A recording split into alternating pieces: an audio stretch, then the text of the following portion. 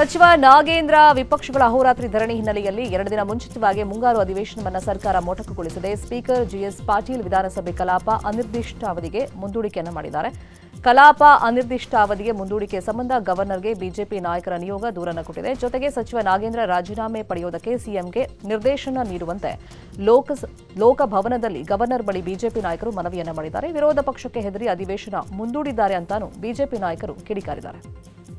ಕರ್ನಾಟಕದ ಇತಿಹಾಸದಲ್ಲಿ ಒಂದು 25-30 ವರ್ಷದ ಇತಿಹಾಸದಲ್ಲಿ ಮೊದಲ ಬಾರಿಗೆ ವಿರೋಧ ಪಕ್ಷಕ್ಕೆ ಹೆದರಿ ಇಡೀ ಅಧಿವೇಶನವನ್ನು ರದ್ದು ಮಾಡಿ ಹೋಗಿರುವಂಥ ಕಾಂಗ್ರೆಸ್ ಸರ್ಕಾರ ನಾವು ಹಗಲು ರಾತ್ರಿ ಧರಣಿ ಮಾಡ್ತೀರಿ ಅಂತ ಹೋರಾಟವನ್ನು ನಾವು ಘೋಷಣೆ ಮಾಡಿದ್ರಿ. ಬೆಳಗ್ಗೆ ರಾಜಭವನಕ್ಕೆ ಹೋಗ್ತೀರಿ ಅಂತ ಘೋಷಣೆಯನ್ನು ಕೂಡ ನಾವು ಮಾಡಿದಿರಿ.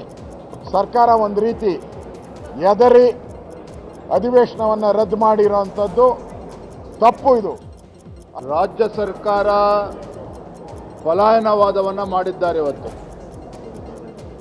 ಭ್ರಷ್ಟರನ್ನು ರಕ್ಷಣೆ ಮಾಡುವ ಸಲುವಾಗಿ ಸದನದಲ್ಲಿ ವಿರೋಧ ಪಕ್ಷವನ್ನು ಎದುರಿಸೋದಕ್ಕೆ ಸಾಧ್ಯ ಆಗದೇನೆ ಹಿಂಬಾಗಿಲಿನಿಂದ ಓಡೋಗಿದ್ದಾರೆ ಇವತ್ತು ಕಾಂಗ್ರೆಸ್ ಸರ್ಕಾರ. ಇದು ಸ್ಪಷ್ಟವಾಗಿ ಗೋಚರ ಆಗ್ತದೆ. ಕಾಂಗ್ರೆಸ್ ಸರ್ಕಾರ ಇದು ಭ್ರಷ್ಟರ ಸರ್ಕಾರ. ಈ ಭ್ರಷ್ಟ ಸರ್ಕಾರ ಭ್ರಷ್ಟರಿಂದ ಭ್ರಷ್ಟರಿಗೋಸ್ಕರ ನಡೀತಾ ಇರ್ತಕ್ಕಂಥ ಈ ಕಾಂಗ್ರೆಸ್ ಸರ್ಕಾರ ಲೂಟಿಕೋರರನ್ನು ರಕ್ಷಣೆ ಮಾಡುವಂಥ ಕೆಲಸ ಈ ಸರ್ಕಾರ ಮಾಡ್ಕೊಂಡು ಬರ್ತಾ ಇದೆ. ಬರದ ಕುರಿತು ಪರಿಷತ್ತಲ್ಲಿ ಸಿಎಂ ಡಿಕೆ ಶಿವಕುಮಾರ್ ಉತ್ತರವನ್ನ ಕೊಟ್ಟಿದ್ದಾರೆ. ಸುಗಮ ಕಲಾಪಕ್ಕೆ ವಿಪಕ್ಷಗಳಿಗೆ ಮನವಿಯನ್ನ ಮಾಡಿದ್ವಿ, ಆದರೆ ಅವರಿಂದ ಸ್ಪಂದನೆ ಸಿಕ್ಕಿಲ್ಲ. ರಾಜ್ಯದಲ್ಲಿನ ಬರ ಸ್ಥಿತಿ ಪರಿಶೀಲಿಸಿ ವರದಿಯನ್ನ ತರಿಸಿಕೊಂಡಿದೆ, ಆದರೆ ಬರ ಸ್ಥಿತಿ ಬಗ್ಗೆ ವಿಪಕ್ಷಗಳಿಗೆ ಅರ್ಥ ಆಗ್ತಾ ಇಲ್ಲ. ನಾಗೇಂದ್ರ ರಾಜೀನಾಮೆ ವಿಚಾರವನ್ನೇ ರಾಜಕೀಯಕ್ಕೆ ಬಳಕೆ ಮಾಡಿಕೊಂಡ್ರು. ಬಿಜೆಪಿಯವರಿಗೆ ರಾಜಕಾರಣವೇ ಮುಖ್ಯ ಅಂತ ಕಿಡಿಕಾರಿದ ಸಿಎಂ, ನಮ್ಮದೇ ಸರ್ಕಾರ ಮುಂದೆ 150 ಸ್ಥಾನ ಗೆದ್ದು ಅಧಿಕಾರಕ್ಕೆ ಬರುತ್ತೆ ಅಂತ ಹೇಳಿ ಭವಿಷ್ಯವನ್ನು ನುಡಿದಿದ್ದಾರೆ. ಈ ರಾಜ್ಯದ ಜನತೆ ಇವರನ್ನ ಕ್ಷಮಿಸಲಿಕ್ಕೆ ಸಾಧ್ಯ ಇಲ್ಲ. ಇವತ್ತು ಏನು ಇವ್ರ ನಂಬರ್ ಇದೆ ಆ ನಂಬರ್ಗಿಂತ ಅರ್ಧ ಆಗ್ತದೆ ಅಂತ ಈ ಸಂದರ್ಭದಲ್ಲಿ ನಾನು ಬಯಸ್ತಾ ಇದ್ದೇನೆ. 150ಕ್ಕೂ ಹೆಚ್ಚು ಸೀಟು ಮತ್ತೆ ಕಾಂಗ್ರೆಸ್ ಸರ್ಕಾರ ಈ ರಾಜ್ಯದಲ್ಲಿ ಅಧಿಕಾರಕ್ಕೆ ಬಂದೇ ಬರ್ತದೆ. ಆ ಆತ್ಮವಿಶ್ವಾಸ ಇದೆ. ಅದನ್ನ ಮನಗೊಂಡು ಇವತ್ತು ಅಸೆಂಬ್ಲಿಯಲ್ಲಿ ಚರ್ಚೆ ಮಾಡದೆ ಇಂಥ ಕಪ್ಪ ನಾಟಕವನ್ನು ಆಡ್ಕೊಂಡು ಈ ಡ್ರಾಮಾ ಮಾಡ್ತಾ ಇದ್ದಾರೆ. ಎಷ್ಟು ಬೇಕಾದ್ರೂ ಓಟ ಮಾಡಲಿ, ಈ ರಾಜ್ಯದ ಜನತೆ ಪ್ರಜಾಪ್ರಭುತ್ವ ವ್ಯವಸ್ಥೆಯಲ್ಲಿ ಇವ್ರಿಗೆ ಯಾರಿಗೂ ಕೂಡ ಕ್ಷಮಿಸಲಿಕ್ಕೆ ಸಾಧ್ಯ ಇಲ್ಲ. ಇಡೀ ಸಚಿವ ಬಿ ನಾಗೇಂದ್ರ ರಾಜೀನಾಮೆಗೆ ಆಗ್ರಹಿಸಿ ಬಿಜೆಪಿ ಹೋರಾಟ ಮತ್ತಷ್ಟು ತೀವ್ರಗೊಳಿಸೋಕೆ ಮುಂದಾಗಿದೆ. ಸದನದ ಒಳಗಿನ ಹೋರಾಟದ ಬಳಿಕ ಇದೀಗ ರಾಜ್ಯಾದ್ಯಂತ ಪ್ರತಿಭಟನೆ ಹಾಗೂ ದಾವಣಗೆರೆಯಿಂದ ಬಳ್ಳಾರಿವರೆಗೆ ಪಾದಯಾತ್ರೆಗೆ ಬಿಜೆಪಿ ಪ್ಲಾನ್ ಮಾಡಿಕೊಂಡಿದೆ. ನಾಗೇಂದ್ರ ರಾಜೀನಾಮೆ ನೀಡುವವರೆಗೂ ಹೋರಾಟ ನಿಲ್ಲಿಸದಿರೋಕೆ ಬಿಜೆಪಿ ನಿರ್ಧರಿಸಿದ್ದು, ಇಂದು ಬಿವೈ ವಿಜಯೇಂದ್ರ ನೇತೃತ್ವದಲ್ಲಿ ಮಹತ್ವದ ಸಭೆ ನಡೆಯಲಿದೆ. ಬಳಿಕ ಮಧ್ಯಾಹ್ನ 12 ಗಂಟೆಗೆ ಮಲ್ಲೇಶ್ವರಂನ ಬಿಜೆಪಿ ಕಚೇರಿಯಲ್ಲಿ ಸುದ್ದಿಗೋಷ್ಠಿ ನಡೆಸಿ ಪಾದಯಾತ್ರೆ ಕುರಿತು ಘೋಷಣೆ ಮಾಡುವಂತಹ ಸಾಧ್ಯತೆ ಇದೆ. ಸಚಿವ ನಾಗೇಂದ್ರ ರಾಜೀನಾಮೆಗೆ ಆಗ್ರಹಿಸಿ ಬಿಜೆಪಿ ನಡೆಸುತ್ತಿರುವ ಹೋರಾಟಕ್ಕೆ ಕಾಂಗ್ರೆಸ್ನ ಕಾರ್ಯಕರ್ತರು ಆಕ್ರೋಶ ವ್ಯಕ್ತಪಡಿಸಿದ್ದಾರೆ. ಚಿತ್ರದುರ್ಗದಲ್ಲಿ ಜಿಲ್ಲಾ ಕಾಂಗ್ರೆಸ್ ಘಟಕದಿಂದ ಪಂಜಿನ ಮೆರವಣಿಗೆ ನಡೆಯಲಾಯಿತು. ಇನ್ನು ನಗರದ ಗಾಂಧಿ ಸರ್ಕಲ್ ಬಳಿ ಪಂಜಿನ ಮೆರವಣಿಗೆ ಮಾಡಿದ ಕಾರ್ಯಕರ್ತರು ಬಿಜೆಪಿ ರಾಜ್ಯಾಧ್ಯಕ್ಷ ಬಿವೈ ವಿಜಯೇಂದ್ರ, ವಿಪಕ್ಷ ನಾಯಕ ಆರ್ ಅಶೋಕ್ ವಿರುದ್ಧ ಘೋಷಣೆ ಕೂಗಿ ತಮ್ಮ ಆಕ್ರೋಶವನ್ನು ಹೊರಹಾಕಿದ್ದು, ದಲಿತ ಸಚಿವರ ವಿರುದ್ಧ ಬಿಜೆಪಿ ಷಡ್ಯಂತ್ರ ಮಾಡುತ್ತಿದೆ ಅಂತಾನೂ ಕಿಡಿಕಾರಿದ್ರು. ಬಿಜೆಪಿ ರಾಜ್ಯದ ಜನರ ಸಮಸ್ಯೆಯನ್ನ ಮರ್ತಿದೆ, ತಮ್ಮ ವೈಯಕ್ತಿಕ ಪ್ರತಿಷ್ಠೆಯನ್ನ ಉಳಿಸಿಕೊಳ್ಳೋದಕ್ಕೆ ಮುಂದಾಗಿದೆ ಅಂತೇಳಿ ಅಬಕಾರಿ ಸಚಿವ ಶಿವಲಿಂಗೇಗೌಡ ಗುಡುಗಿದ್ದಾರೆ. ಪಾರ್ಲಿಮೆಂಟ್ನಲ್ಲಿ ಯುವಕರ ಹೋರಾಟದಿಂದ ಸದನ ನಡೆಯಲಿಲ್ಲ, ಅದಕ್ಕೀಗ ರಾಜ್ಯದಲ್ಲಿ ಬಿಜೆಪಿಯವರು ಸದನ ನಡೆಸೋದಕ್ಕೆ ಅಡ್ಡಿ ಮಾಡ್ತಾ ಇದ್ದಾರೆ. ನಾಗೇಂದ್ರ ಬಗ್ಗೆ ಸ್ಪೀಕರ್ಗೆ ಅರ್ಜಿ ಕೊಟ್ಟು ಚರ್ಚೆ ಮಾಡಬೇಕಾಗಿತ್ತು, ಅದನ್ನು ಬಿಟ್ಟು ಸದನಕ್ಕೆ ಅಡ್ಡಿ ಮಾಡಿದ್ದು ಖಂಡನೀಯ ಅಂತ ಶಿವಲಿಂಗೇಗೌಡ ಬೇಸರವನ್ನು ವ್ಯಕ್ತಪಡಿಸಿದ್ದಾರೆ. ಇವತ್ತು ಕರ್ನಾಟಕ ರಾಜ್ಯದ ಜನತೆಯ ಎಲ್ಲ ಸಮಸ್ಯೆಗಳನ್ನು ಮರೆತು ತಮ್ಮ ವೈಯಕ್ತಿಕ ಪ್ರತಿಷ್ಠೆಯನ್ನು ಹೆಚ್ಚಿಸಿಕೊಳ್ಳಲಿಕ್ಕೆ ಯುವಕರ ತಂಡ ಈ ದೇಶದಲ್ಲಿ ಯುವಕರ ಒಂದು ಕ್ರಾಂತಿ ಉಲ್ಬಣಗೊಂಡು ಅದರ ಹಿನ್ನೆಲೆಯಲ್ಲಿ ಏನು ಅಲ್ಲಿ ಒಂದು ಸಮಸ್ಯೆ ಉಂಟಾಗಿ ಆ ಸಮಸ್ಯೆಗಳಿಗೆ ಪರಿಹಾರ ಹುಡುಕತಕ್ಕಂಥ ನಿಟ್ಟಿನಲ್ಲಿ ಪಾರ್ಲಿಮೆಂಟ್ನಲ್ಲೇನು ಸದನ ನಡೀಲಿಕ್ಕೆ ಬಿಡಲಿಲ್ಲ, ನಡೀಲಿಕ್ಕೆ ಆಗಲಿಲ್ಲ. ಅದರ ಫಲವಾಗಿ ನಾವು ಕರ್ನಾಟಕದಲ್ಲಿ ಇದನ್ನು ಮಾಡಿ ತೋರಿಸ್ತೇವೆ ಅಂತಕ್ಕಂಥ ಉದ್ದೇಶದಿಂದ ಇವತ್ತು ಸಂಪೂರ್ಣವಾಗಿ ಈ ಸದನ ನಡೀಲಿಕ್ಕೆ ಅಡ್ಡಿಯನ್ನು ಉಂಟು ಮಾಡಿದ್ದಾರೆ. ಮುಂಗಾರು ಅಧಿವೇಶನವನ್ನ ಸರ್ಕಾರ ಮೊಟಕುಗೊಳಿಸಿರೋ ವಿಷಯಕ್ಕೆ ಸಚಿವ ಶರಣ್ ಪ್ರಕಾಶ್ ಪಾಟೀಲ್ ಪ್ರತಿಕ್ರಿಯೆ ಕೊಟ್ಟಿದ್ದಾರೆ. ಬಿಜೆಪಿ ಸದಸ್ಯರು ವಿಧಾನಸಭೆ ಕಲಾಪ ನಡೆಯೋದಕ್ಕೆ ಸುಗಮ ಅವಕಾಶವನ್ನ ಮಾಡಿಕೊಡಲಿಲ್ಲ. ಸಂಸತ್ನಲ್ಲಿ ಬೇರೆಯೇ ಸನ್ನಿವೇಶವಿತ್ತು. ಅಲ್ಲಿ ದೇಶಾದ್ಯಂತ ಜೆನ್ಜಿ ಹೋರಾಟ ಇತ್ತು. ನಾಗೇಂದ್ರ ವಿಚಾರದಲ್ಲಿ ಹೊಸತೇನಿಲ್ಲ. ಈಗಾಗಲೇ ಅವರು ರಾಜೀನಾಮೆ ಕೊಟ್ಟಿದ್ರು. ಸಾಬೀತಾಗದ ಹಿನ್ನೆಲೆಯಲ್ಲಿ ಮತ್ತೆ ಸಚಿವ ಸ್ಥಾನವನ್ನ ನೀಡಲಾಗಿದೆ ಅಂತ ಹೇಳಿದ್ದಾರೆ. ಸದನದಲ್ಲಿ ರಾಜ್ಯದ ಸಮಸ್ಯೆಗಳ ಬಗ್ಗೆ ಚರ್ಚೆ ಆಗಲಿಲ್ಲ. ಘೋಷಣೆಯನ್ನ ಕೂಗೋದು ಬಿಟ್ಟು ಏನೂ ಮಾಡಲಿಲ್ಲ. ಬರಗಾಲದ ಬಗ್ಗೆ ನಮ್ಮ ಸರ್ಕಾರ ಗಂಭೀರವಾಗಿದೆ. ಕೇಂದ್ರ ಸರ್ಕಾರದ ಮುಂದೆ ಪ್ರಸ್ತಾವನೆ ಸಲ್ಲಿಕೆ ಮಾಡ್ತೀವಿ ಅಂತ ಹೇಳಿದ್ದಾರೆ. ಸದನವನ್ನು ನಡೆಸಲಿಕ್ಕೆ ತಯಾರಾಗಿ ಬಂದವರು, ನಾವು ಉತ್ತರನ ಕೊಡೋಕ್ಕೆ ಸಿದ್ಧ ಆಗಿದ್ದೀವಿ. ನಾವು ಅವ್ರಿಗೆ ಎಲ್ಲ ರೀತಿಯಿಂದ ಹೇಳಿದ್ವಿ, ನೋಡಿ ನಿಮ್ದು ಏನೇ ಪ್ರಶ್ನೆ ಇದ್ದರೆ ಸದನದಲ್ಲಿ ರೈಸ್ ಮಾಡಿ, ಅದಕ್ಕೆ ಸರ್ಕಾರ ಉತ್ತರ ಕೊಡ್ತದೆ. ಸಾಕಷ್ಟು ಜನರ ಸಮಸ್ಯೆ ಚರ್ಚೆ ಮಾಡ್ತಕ್ಕಂಥದ್ದಿದೆ, ಬರ ಇದೆ ಮತ್ತು ಸಾಕಷ್ಟು ಸಮಸ್ಯೆಗಳು ರಾಜ್ಯದಲ್ಲಿ ಇವತ್ತು ಚರ್ಚೆ ಅವಶ್ಯಕತೆ ಇದೆ. ಯಾಕಂದರೆ ಸದನದಲ್ಲಿ ಚರ್ಚೆ ಆದರೆ ಅದಕ್ಕೆ ಪರಿಹಾರ ಸಿಗ್ತದೆ. ಆದರೆ ಅಪೋಸಿಷನ್ ಅವರು ಘೋಷಣೆ ಕೂಗೋದು ಬಿಟ್ಟು ಏನೂ ಮಾಡೋಕ್ಕೆ ತಯಾರಾಗಿಲ್ಲ. ಅವ್ರು ಮಾತಾಡೋಕ್ಕೆ ರೆಡಿ ಇಲ್ಲ, ನೋಟಿಸು ಕೊಡೋಕ್ಕೆ ರೆಡಿ ಇಲ್ಲ, ಚರ್ಚೆ ಮಾಡೋಕ್ಕೆ ರೆಡಿ ಇಲ್ಲ. ಹಾಗಾಗಿ ಅವರು ಏನು ಸ್ಟ್ರಾಟಜಿ ನನಗಂತೂ ಅರ್ಥ ಆಗಿಲ್ಲ. ನಾವು 7,042 ಕೋಟಿ ರೂಪಾಯಿಯ ಪೂರಕ ಅಂದಾಜು ಮಂಡಿಸಿದ್ದಾರೆ ಸಿಎಂ ಡಿಕೆ ಶಿವಕುಮಾರ್. ವಿಧಾನಸೌಧದಲ್ಲಿ ಪೂರಕ ಅಂದಾಜಿನ ವಿವರ ಕೊಟ್ಟಿದ್ದಾರೆ ಸಿಎಂ. ದಿವಂಗತ ಡಿ ಸುಧಾಕರ್ ವೈದ್ಯಕೀಯ ವೆಚ್ಚ ಮರುಪಾವತಿಗೆ 1.20 ಕೋಟಿ, ಎಸ್ಐಆರ್ ಪ್ರಕ್ರಿಯೆಗಾಗಿ 20 ಕೋಟಿ, ಹೊಸ ಕುಮಾರಕೃಪಾ ದುರಸ್ತಿಗಾಗಿ 79 ಲಕ್ಷ ರೂಪಾಯಿ, ಶಾಲಾ ಮಕ್ಕಳ ಉಚಿತ ಬಸ್ ಪಾಸ್ ಯೋಜನೆಗೆ 64 ಕೋಟಿ, ಬರದ ಹಿನ್ನೆಲೆ ಗ್ರಾಮೀಣ ವಿಧಾನಸಭೆ ಕ್ಷೇತ್ರಗಳಿಗೆ ತಲಾ 1 ಕೋಟಿ ರೂಪಾಯಿಯಂತೆ ಒಟ್ಟು 189 ಕೋಟಿ ಕೊಟ್ಟಿದ್ದೀವಿ ಅಂತ ಸಿಎಂ ಮಾಹಿತಿಯನ್ನು ಕೊಟ್ಟಿದ್ದಾರೆ. ಅಂದಾಜಿನ ಮೊದಲನೇ ಕಂತಿನ ಒಟ್ಟು 7,042.69 ಕೋಟಿ ರೂಪಾಯಿಗಳ ಅನುದಾನವನ್ನು ಒದಗಿಸಲಾಗುತ್ತಿದೆ. ಇದರ ಒಟ್ಟು ಅಭಿಯಾನಿಯಾಗಿ ಮೊತ್ತದ ಶೇಕಡ 1.5ರಷ್ಟಿದೆ. ಇದರಲ್ಲಿ 4,324 ಕೋಟಿ ರೂಪಾಯಿಗಳ ರಾಜಸ್ವ ವೆಚ್ಚವಾಗಿದ್ದು 2,718 ಕೋಟಿ ರೂಪಾಯಿಗಳ ಬಂಡವಾಳ ವೆಚ್ಚವಾಗಿರುತ್ತದೆ. ಈ ಹೆಚ್ಚುವರಿ ವೆಚ್ಚವನ್ನು 2,648 ಕೋಟಿ ರೂಪಾಯಿಗಳನ್ನ ಕೇಂದ್ರ ಸರ್ಕಾರ ಸ್ಪೃಶ್ಯತೆ ಮತ್ತು ಲೆಕ್ಕ ಹೊಂದಾಣಿಕೆಯಿಂದ ಹಾಗೂ 15 ಕೋಟಿ ರೂಪಾಯಿಗಳನ್ನು ರಿಸರ್ವ್ ಫಂಡ್ನಿಂದ ಭರಿಸಲಾಗುವುದು. ಕೇವಲ ಹೊರ ಹೋಗುವ ಮೊತ್ತವನ್ನು 4,379.3 ಕೋಟಿ ರೂಪಾಯಿಗಳನ್ನು ಮಾತ್ರವಾಗಿರುತ್ತದೆ. ಬರವನ್ನು ಎದುರಿಸಲು ಸರ್ಕಾರ ಸಕಲ ಸಿದ್ಧತೆಯನ್ನ ಮಾಡಿಕೊಂಡಿದೆ ಅಂತ ವಿಧಾನಸಭೆಯಲ್ಲಿ ಡಿಸಿಎಂ ಪರಮೇಶ್ವರ್ ಹೇಳಿದ್ದಾರೆ. ಜನ ಜಾನುವಾರುಗಳಿಗೆ ಯಾವುದೇ ಸಮಸ್ಯೆ ಆಗದಂತೆ ನಿರ್ವಹಿಸಲು ಎಲ್ಲಾ ರೀತಿಯ ಸಿದ್ಧತೆಗಳನ್ನು ಮಾಡಿಕೊಂಡಿದ್ದೀವಿ. ರಾಜ್ಯದ 240 ತಾಲೂಕುಗಳ ಪೈಕಿ 175 ತಾಲೂಕುಗಳು ಕೊರತೆ ಮತ್ತು 14 ತಾಲೂಕುಗಳು ತೀವ್ರ ಮಳೆ ಕೊರತೆಯನ್ನು ಎದುರಿಸ್ತಾ ಇವೆ. ಸರ್ಕಾರವು ಬರವನ್ನು ಗಂಭೀರವಾಗಿ ಪರಿಗಣಿಸಿದೆ. ಮುಂದಿನ ಸಚಿವ ಸಂಪುಟ ಸಭೆಯಲ್ಲಿ ಚರ್ಚಿಸಿ ಬರಪೀಡಿತ ತಾಲೂಕುಗಳು ಅಂತ ಹೇಳಿ ಘೋಷಣೆಯನ್ನು ಮಾಡಲಾಗುತ್ತೆ. ಇದರ ಜೊತೆಗೆ ಕೇಂದ್ರ ಸರ್ಕಾರಕ್ಕೆ ಮೊಮೆರಾಂಡಮ್ ಸಲ್ಲಿಕೆ ಮಾಡಲಾಗುತ್ತೆ ಅಂತ ಹೇಳಿದ್ದಾರೆ. ಅನೇಕ ರಾಜ್ಯಗಳು ಇಂದು ಬರ ಪರಿಸ್ಥಿತಿಯನ್ನು ಎದುರಿಸುತ್ತಿವೆ. ಇದು ಅನಿವಾರ್ಯವಾದ ನೈಸರ್ಗಿಕ ವಿದ್ಯಮಾನ. ಇದನ್ನು ಎಲ್ಲರೂ ಸೇರಿ ನಿಭಾಯಿಸಬೇಕಾಗಿದೆ. ಅದರ ಹೊರತಾಗಿ ಅನ್ಯ ಆಯ್ಕೆಗಳಿಲ್ಲ. ನಮ್ಮ ಸರ್ಕಾರವು ಬರವನ್ನು ಗಂಭೀರವಾಗಿ ಪರಿಗಣಿಸಿದೆ. ಜನ ಜಾನುವಾರುಗಳಿಗೆ ಯಾವುದೇ ಸಮಸ್ಯೆ ಆಗದ ಹಾಗೆ ನಿರ್ವಹಿಸಲು ಎಲ್ಲ ರೀತಿಯ ಸಿದ್ಧತೆಗಳನ್ನು ಮಾಡಿಕೊಂಡಿದೆ ಎಂಬುದನ್ನು ಈ ಸದನದ ಗಮನಕ್ಕೆ ಸರ್ಕಾರವು ತರಬಯಸುತ್ತಿದೆ. ಇದಕ್ಕೆ ನಿಮ್ಮೆಲ್ಲರ ಸಹಕಾರವಿರಲಿ ಎಂದು ಸರ್ಕಾರದ ಪರವಾಗಿ ತಮ್ಮೆಲ್ಲರನ್ನು ಕೂಡ ವಿನಂತಿಸುತ್ತೇನೆ. ದೇಶದ ಅನೇಕ ಕಾಂಗ್ರೆಸ್ ಶಾಸಕರ ಜೊತೆಗೆ ಸಿಎಂ ಡಿಕೆ ಶಿವಕುಮಾರ್ ಸಭೆ ನಡೆಸಲಿದ್ದಾರೆ. ಬೆಳಗ್ಗೆ 11 ಗಂಟೆಯಿಂದ ಸಂಜೆ 7 ಗಂಟೆವರೆಗೆ ಬೆಂಗಳೂರಿನ ಗೃಹ ಕಚೇರಿ ಕೃಷ್ಣಾದಲ್ಲಿ ಸಭೆ ನಡೆಯಲಿದೆ. ಬೆಂಗಳೂರು ಹೊರತುಪಡಿಸಿ ರಾಜ್ಯದ ಎಲ್ಲ ಜಿಲ್ಲೆಗಳ ಕಾಂಗ್ರೆಸ್ ಶಾಸಕರ ಜೊತೆಗೆ ಸಿಎಂ ಸಮಗ್ರ ಅಭಿವೃದ್ಧಿ ಕುರಿತು ಚರ್ಚೆ ನಡೆಸಲಿದ್ದಾರೆ. ಪ್ರತಿ ಜಿಲ್ಲೆಗೆ ಸುಮಾರು 1 ಗಂಟೆ ಸಮಯ ನಿಗದಿಪಡಿಸಲಾಗಿದೆ. ಇನ್ನು ಮುಂದೆ ಪ್ರತಿ ಬುಧವಾರ ಶಾಸಕರಿಗೆ ಸಮಯ ನೀಡುವ ಪ್ಲಾನ್ ಅನ್ನು ಸಿಎಂ ಮಾಡಿಕೊಂಡಿದ್ದಾರೆ. ಹೀಗಾಗಿ ನಾಳೆ ಸರ್ಕಾರಿ ರಜೆ ಹಾಗೂ ಅಧಿವೇಶನ 2 ದಿನ ಮೊದಲೇ ಮುಕ್ತಾಯವಾಗಿರೋ ಹಿನ್ನೆಲೆ ಶಾಸಕರು ಬೆಂಗಳೂರಿನಲ್ಲೇ ಇರಲಿದ್ದಾರೆ. ಹೀಗಾಗಿ ಶಾಸಕರ ಜೊತೆಗೆ ಅಭಿವೃದ್ಧಿ ಕುರಿತು ಚರ್ಚಿಸೋಕೆ ಇವತ್ತು ಸಭೆಯನ್ನ ಆಯೋಜಿಸಲಾಗಿದೆ.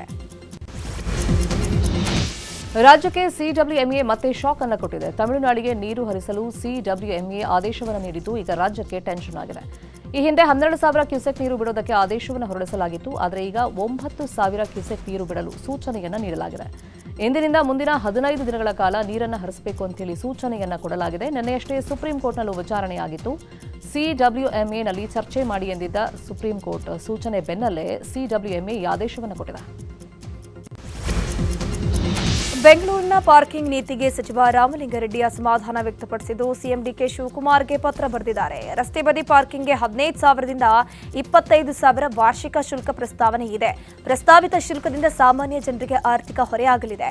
ಪಾರ್ಕಿಂಗ್ ಶುಲ್ಕದ ಪ್ರಸ್ತಾವನೆ ಮರುಪರಿಶೀಲಿಸಿ ಹಳೆಯ ಕಟ್ಟಡಗಳು, ಬಡಾವಣೆಗಳಲ್ಲಿ ಪಾರ್ಕಿಂಗ್ ವ್ಯವಸ್ಥೆ ಇಲ್ಲದ ಕುಟುಂಬಗಳಿಗೆ ವಿನಾಯಿತಿಯನ್ನು ನೀಡುವಂತೆ ಸಿಎಂಗೆ ಮನವಿಯನ್ನು ಮಾಡಿಕೊಂಡಿದ್ದಾರೆ. ಖಾಲಿ ನಿವೇಶನ ಸ್ವಚ್ಛಗೊಳಿಸದ ಮಾಲೀಕರಿಗೆ ಬಿಸಿ ಮುಟ್ಟಿಸೋದಕ್ಕೆ ಜಿಬಿಎ ತಯಾರಿಯನ್ನ ಮಾಡಿಕೊಂಡಿದೆ.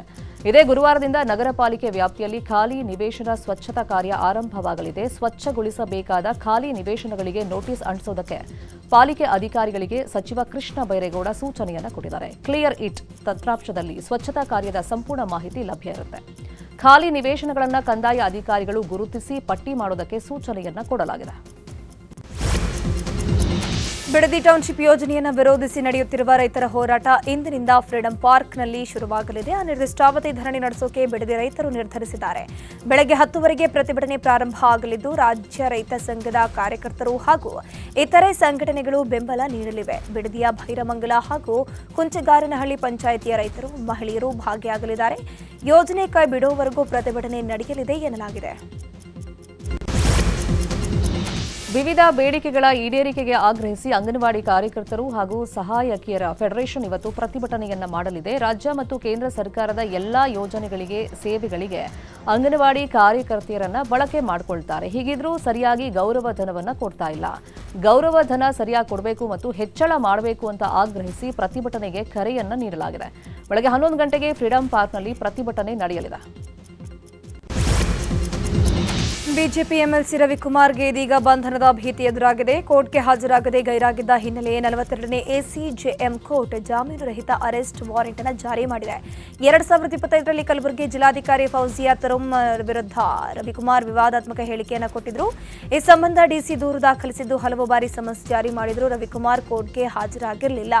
ಹೀಗಾಗಿ ನ್ಯಾಯಾಧೀಶ ಸಂದೀಪ್ ಪಾಟೀಲ್ ಇದೀಗ ಜಾಮೀನು ರಹಿತ ಬಂಧನ ವಾರೆಂಟ್ ಅನ್ನು ಹೊರಡಿಸಿದ್ದಾರೆ.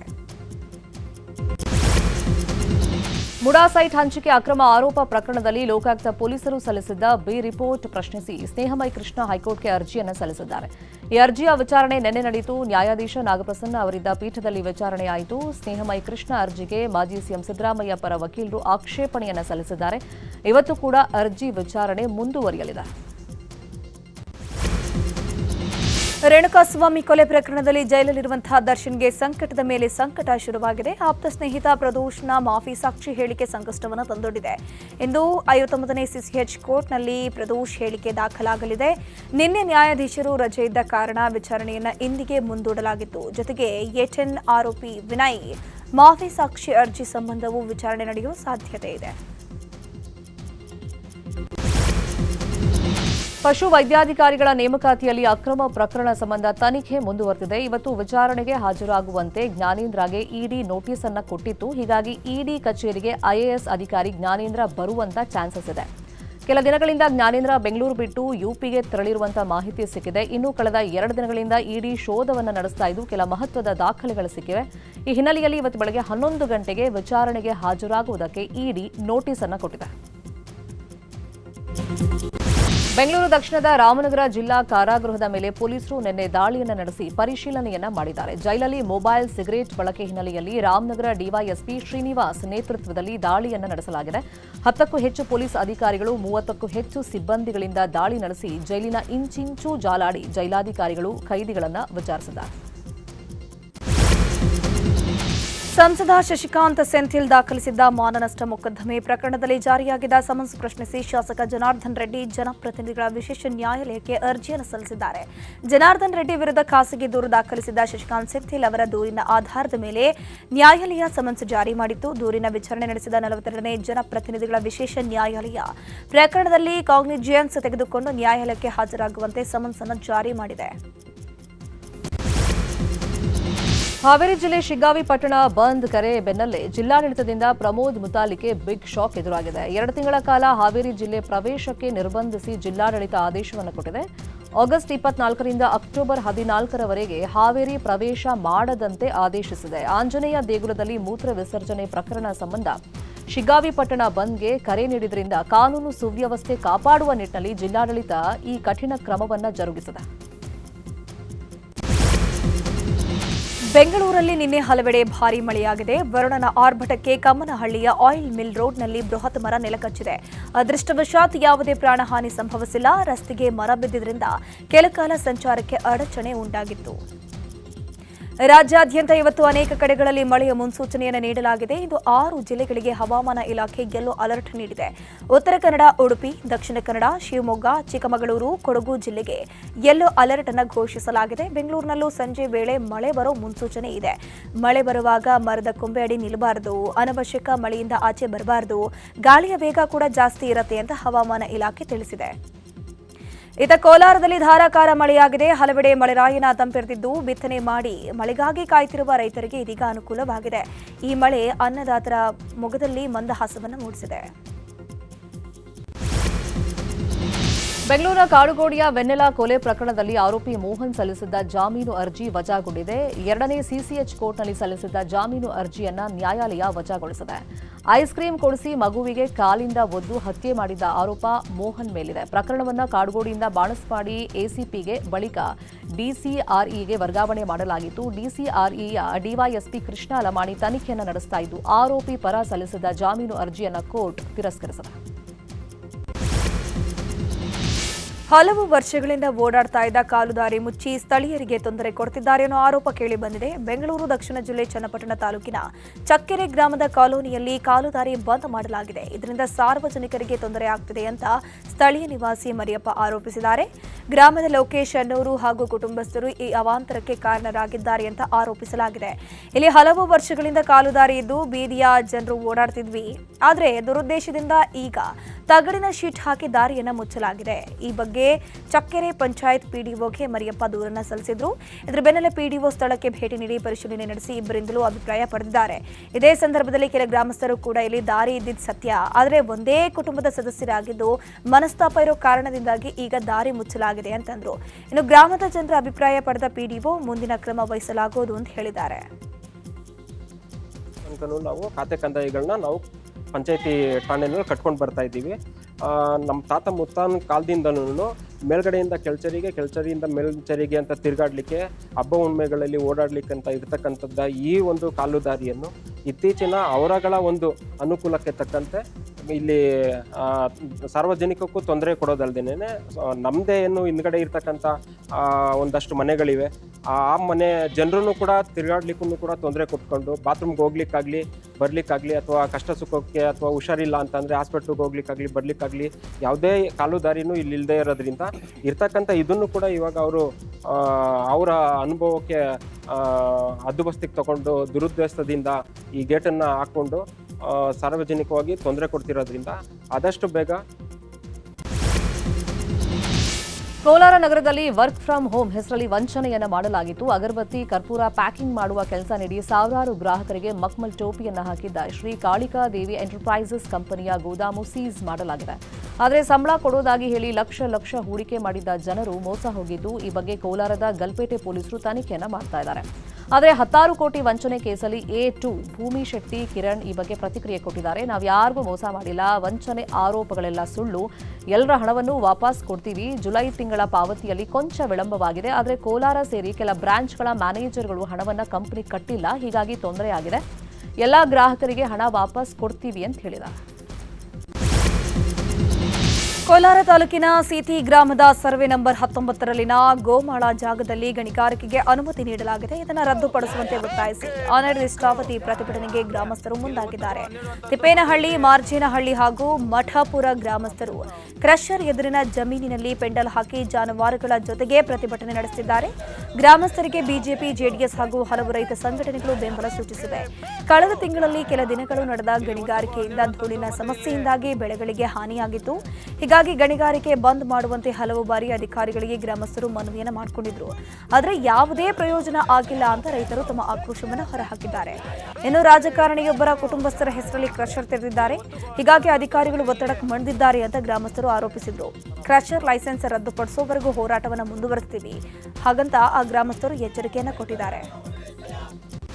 ಹಳೆ ಹುಬ್ಬಳ್ಳಿ ಆಸರ್ ಓಣಿಯಲ್ಲಿ ನಿರ್ಮಿಸಿರುವಂತಹ ರಸ್ತೆ ಇದೀಗ ರಾಜಕೀಯ ಸ್ವರೂಪವನ್ನು ಪಡ್ಕೊಂಡಿದೆ. ಹಿಂದೂ ಸಂಘಟನೆಗಳು ಪುಷ್ಕರಣಿ ರಕ್ಷಿಸಿ ಹೋರಾಟ ಹಮ್ಮಿಕೊಂಡ ಹಿಂದೆ ಈಗ ದಲಿತ ಸಂಘಟನೆಗಳು ಪ್ರತಿ ಹೋರಾಟವನ್ನು ಹಮ್ಮಿಕೊಂಡಿದೆ. ಹಳೆ ಹುಬ್ಬಳ್ಳಿ ವೃತ್ತದಲ್ಲಿ ವಿವಿಧ ದಲಿತ ಸಂಘ ಸಂಸ್ಥೆಗಳ ಮಹಾಮಂಡಳದಿಂದ ಇವತ್ತು ಪ್ರತಿಭಟನೆ ಹಮ್ಮಿಕೊಳ್ಳಲಾಗಿದೆ. ಮತಾಂಧ ಶಕ್ತಿಗಳ ಬೆದರಿಕೆಯನ್ನು ಖಂಡಿಸಿ ಜಾತ್ಯತೀತ ಸಂಘಟನೆಗಳನ್ನು ಒಂದುಗೂಡಿಸುವಂತಹ ನಿಟ್ಟಿನಲ್ಲಿ ಹೋರಾಟವನ್ನು ಹಮ್ಮಿಕೊಳ್ಳಲಾಗಿದೆ. ಮೂಲಭೂತ ಸೌಲಭ್ಯಗಳಿಗೆ ಆಗ್ರಹಿಸಿ ಮಳೆಯಲ್ಲೇ ಪ್ರತಿಭಟನೆಯನ್ನ ಮಾಡಲಾಗಿದೆ. ಬಾಗಲಕೋಟೆಯ ಡಿಸಿ ಕಚೇರಿ ಬಳಿಯಲ್ಲಿ ಡಿಸಿ ಭವನದ ಮುಂದೆ ಮಹಿಳೆಯರು ಪ್ರತಿಭಟನೆಯನ್ನ ಮಾಡಿದ್ದಾರೆ. ಜಮಖಂಡಿ ತಾಲೂಕಿನ ಕೊಣ್ಣೂರ ಗ್ರಾಮಕ್ಕೆ ಸರಿಯಾದಂತ ರಸ್ತೆ ಇಲ್ಲ, ಕುಡಿಯೋ ನೀರಿನ ಸಮಸ್ಯೆ ಇದೆ, ಚರಂಡಿ ಬೀದಿ ದೀಪವೂ ಸರಿಯಿಲ್ಲ, ಕೂಡಲೇ ನಮಗೆ ಮೂಲಭೂತ ಸೌಕರ್ಯ ಒದಗಿಸಿ ಅಂತ ಪ್ರತಿಭಟನಾಕಾರರು ಆಗ್ರಹವನ್ನು ಮಾಡಿದ್ದಾರೆ. ಅಧಿಕಾರಿಗಳ ವಿರುದ್ಧ ಧಿಕ್ಕಾರ ಕೂಗಿದ ಪ್ರತಿಭಟನಾಕಾರರು ಮಳೆಯನ್ನು ಲೆಕ್ಕಿಸದೆ ಪ್ರತಿಭಟನೆಯನ್ನ ಮಾಡಿದ್ದಾರೆ. ಬೀದರ್ ಜಿಲ್ಲೆ ಬಸವ ಕಲ್ಯಾಣ ತಾಲೂಕಿನ ಕಿಟ್ಟ ಗ್ರಾಮದಲ್ಲಿ ಲಕ್ಷ್ಮೀನಾರಾಯಣ ದೇಗುಲಕ್ಕೆ ಬೀಗ ಬಿದ್ದಿದೆ. ಕೆಮಿಕಲ್ ಫ್ಯಾಕ್ಟರಿಗಳ ಕಳ್ಳಾಟಕ್ಕೆ ಪ್ರಸಿದ್ಧ ದೇಗುಲಕ್ಕೆ ಬೀಗ ಬಿದ್ದಿದ್ದು ಭಕ್ತರಲ್ಲಿ ಆತಂಕ ಶುರುವಾಗಿದೆ. ಕಿಟ್ಟ ಗ್ರಾಮದ ಅರಣ್ಯ ಪ್ರದೇಶದಲ್ಲಿ ಕಿಡಿಗೇಡಿಗಳು ಅಪಾಯಕಾರಿ ಕೆಮಿಕಲ್ ತ್ಯಾಜ್ಯ ಸುರಿದಿದ್ರು. ಹೀಗಾಗಿ ಜನರಲ್ಲಿ ಆತಂಕ ಶುರುವಾಗಿದೆ. ಇತ್ತ ದೇಗುಲದ ಪರಿಸರದಲ್ಲಿ ಕೆಮಿಕಲ್ ವಾಸನೆ ಹಿನ್ನೆಲೆ ಭಕ್ತರು ದೇಗುಲದತ್ತ ಬರ್ತಾ ಇಲ್ಲ. ನಿಯಮ ಮೀರಿ ಕೆಮಿಕಲ್ ಸುರಿದ ಕಿಡಿಗೇಡಿಗಳ ವಿರುದ್ಧ ಕಠಿಣ ಕ್ರಮಕ್ಕೆ ಸ್ಥಳೀಯರು ಆಗ್ರಹಿಸಿದ್ದಾರೆ. ಬೆಂಗಳೂರಿನ ರಿಚರ್ಸ್ ಟೌನ್ನ ಖಾಸಗಿ ಶಾಲೆಯಲ್ಲಿ ಆರೋಗ್ಯ ಅಧಿಕಾರಿಗಳು ನಿರಂತರ ನಿಗಾ ಇಟ್ಟಿದ್ದಾರೆ. ಆಗಸ್ಟ್ 18ರಿಂದ ಶಾಲೆಯಲ್ಲಿ ಮೇಲ್ವಿಚಾರಣೆಯನ್ನು ನಡೆಸಲಾಗ್ತಾ ಇದ್ದು ಯಾವುದೇ ಹೊಸ H1N1 ಪ್ರಕರಣ ಪತ್ತೆಯಾಗಿಲ್ಲ. ನಿನ್ನೆ 139 ವಿದ್ಯಾರ್ಥಿಗಳು ತರಗತಿಗೆ ಗೈರಾಗಿದ್ದು ಕೆಲ ವಿದ್ಯಾರ್ಥಿಗಳಲ್ಲಿ ಜ್ವರ, ಉಸಿರಾಟದ ತೊಂದರೆ ಸೇರಿದಂತೆ ಅನಾರೋಗ್ಯದ ಲಕ್ಷಣಗಳು ಕಂಡುಬಂದಿವೆ. ಲಕ್ಷಣಗಳು ಕಂಡುಬರುವಂತಹ ವಿದ್ಯಾರ್ಥಿಗಳ ಬಗ್ಗೆ ಪ್ರತಿದಿನ ಆರೋಗ್ಯ ಇಲಾಖೆಗೆ ಮಾಹಿತಿ ನೀಡುವಂತೆ ಶಾಲಾ ಆಡಳಿತಕ್ಕೆ ಸೂಚನೆಯನ್ನ ಕೊಡಲಾಗಿದೆ ಅಂತ ಉತ್ತರ ನಗರ ಪಾಲಿಕೆ ತಿಳಿಸಿದೆ. ಆನ್ಲೈನ್ಗಳಲ್ಲಿ ಮಾರಾಟವಾಗ್ತಿದ್ದ ಅಪಾಯಕಾರಿ ವಿಷದ ಹಣ್ಣುಗಳಿಗೆ ಬ್ರೇಕ್ ಬಿದ್ದಿದೆ. ಆನ್ಲೈನ್ನಲ್ಲಿ ದತ್ತೂರಿ ಬೀಜಗಳ ಮಾರಾಟಕ್ಕೆ ಕಡಿವಾಣ ಹಾಕಲಾಗಿದೆ. ದತ್ತೂರಿ ಹಣ್ಣು ತುಂಬಾನೇ ವಿಷಕಾರಿಯಾಗಿದ್ದು ಮನುಷ್ಯರ ಜೀವಕ್ಕೆ ಅಪಾಯಕಾರಿಯಾಗಿದೆ. ಈ ಹಿನ್ನೆಲೆ ದತ್ತೂರಿ ಸೇರಿದಂತೆ ಅಪಾಯಕಾರಿ ಬೀಜಗಳನ್ನು ಆನ್ಲೈನ್ ಮಾರಾಟ ಮಾಡದಂತೆ ಎಫ್ಡಿಎ ಸೂಚಿಸಿದೆ. ಅಮೆಜಾನ್ ಸೇರಿದಂತೆ ಹಲವು ಆನ್ಲೈನ್ ಪ್ಲಾಟ್ಫಾರ್ಮ್ಗಳಿಗೆ ಎಫ್ಡಿಎ ನೋಟಿಸ್ ಕೊಟ್ಟಿದೆ. ಎಫ್ಡಿಎ ಆಯುಕ್ತರ ನೋಟಿಸ್ ಹಿನ್ನೆಲೆ ಅಮೆಜಾನ್ ಪ್ರತಿನಿಧಿಗಳು ತನಿಖೆಗೆ ಹಾಜರಾಗಿದ್ದರು. ಅಪಾಯಕಾರಿ ಬೀಜಗಳ ಆನ್ಲೈನ್ ಮಾರಾಟದ ಬಗ್ಗೆ ಎಫ್ಡಿಎ ಗಂಭೀರ ನಿಗಾ ವಹಿಸಿದೆ. ಇನ್ನು ವಿಷಯದ ದತ್ತೂರಿ ಮಾರಾಟ ಹಿನ್ನೆಲೆ ಇ ಕಾಮರ್ಸ್ ವೇದಿಕೆಗಳಿಗೆ ಎಫ್ಡಿಎ ಬಿಗ್ ಶಾಕ್ ಕೊಟ್ಟಿದೆ. ಅಮೆಜಾನ್, ಸ್ವಿಗ್ಗಿ, ಬಿಗ್ ಬಾಸ್ಕೆಟ್ಗೆ ಆಹಾರ ಪರವಾನಗಿ ಅನುಮತಿಗೆ ರಾಜ್ಯ ಎಫ್ಡಿಎ ಆದೇಶಿಸಿದೆ. ಆನ್ಲೈನ್ನಲ್ಲಿ ದತ್ತೂರಿ ಮಾರಾಟ ಮಾಡ್ತಾ ಇದ್ದ ಲಿಸ್ಟಿಂಗ್ ಜಾಹೀರಾತುಗಳನ್ನು ತಕ್ಷಣ ತೆಗೆದುಹಾಕೋಕೆ ಆದೇಶಿಸಿದೆ. ದತ್ತೂರ ಬೀಜಗಳು ವಿಷಕಾರಿ ಅಂತ ಆಹಾರ ಸುರಕ್ಷತಾ ಇಲಾಖೆ ಸ್ಪಷ್ಟಪಡಿಸಿದೆ. ದತ್ತೂರಿ ಮಾರಾಟ ವಿತರಣೆ ಹಾಗೂ ಪ್ರಚಾರ ಕಾನೂನು ಬಾಹಿರ ಜೊತೆಗೆ ಮಾರಾಟಗಾರರ ಮೇಲೂ ಕ್ರಮ ಕೈಗೊಳ್ಳಲಾಗುವುದು ಅಂತ ಆದೇಶಿಸಿದೆ. ಸಂಬಂಧಪಟ್ಟ ಅಧಿಕಾರಿಗಳಿಗೆ ತಕ್ಷಣ ಪಾಲನೆ ವರದಿ ಸಲ್ಲಿಸುವಂತೆ ಸೂಚನೆ ನೀಡಿದೆ. ಆದೇಶಿಸಿರುವಂತಹ ರಾಜ್ಯ ಆಹಾರ ಸುರಕ್ಷತಾ ಹಾಗೂ ಗುಣಮಟ್ಟದ ಇಲಾಖಾ ಆಯುಕ್ತ ಶ್ರೀನಿವಾಸ್ ಕೇಂದ್ರ ಎಫ್ಎಸ್ಎಸ್ಸಿಐ ಅಧಿಕಾರಿಗಳಿಗೆ ಪತ್ರದ ಮೂಲಕ ಆದೇಶಿಸಿದ್ದಾರೆ. ರಾಕಿಂಗ್ ಸ್ಟಾರ್ ಯಶ್ ನಟನೆಯ ಟಾಕ್ಸಿಕ್ ಚಿತ್ರ ನಾಳೆ ಬಿಡುಗಡೆ ಆಗ್ತಾ ಇದೆ. ಈಗಾಗಲೇ ಭರ್ಜರಿ ತಯಾರಿಯಾಗಿದೆ. ಇದರ ಬೆನ್ನಲ್ಲೇ ಶ್ರೀ ಕ್ಷೇತ್ರ ಧರ್ಮಸ್ಥಳಕ್ಕೆ ಇವತ್ತು ನಟ ಯಶ್ ಭೇಟಿಯನ್ನು ಕೊಡ್ತಾ ಇದ್ದಾರೆ. ಬೆಳಗ್ಗೆ 10 ಗಂಟೆ ವೇಳೆಗೆ ಮಂಜುನಾಥನ ಸನ್ನಿಧಿಗೆ ಯಶ್ ಭೇಟಿ ನೀಡಿ ವಿಶೇಷ ಪೂಜೆಯನ್ನು ಸಲ್ಲಿಕೆ ಮಾಡ್ತಾರೆ. ಇನ್ನು ತಮ್ಮ ಪ್ರತಿ ಚಿತ್ರ ಬಿಡುಗಡೆ ಸಂದರ್ಭದಲ್ಲೂ ಹಿಂದಿನ ದಿನ ಧರ್ಮಸ್ಥಳಕ್ಕೆ ಭೇಟಿ ನೀಡ್ತಾರೆ ಯಶ್.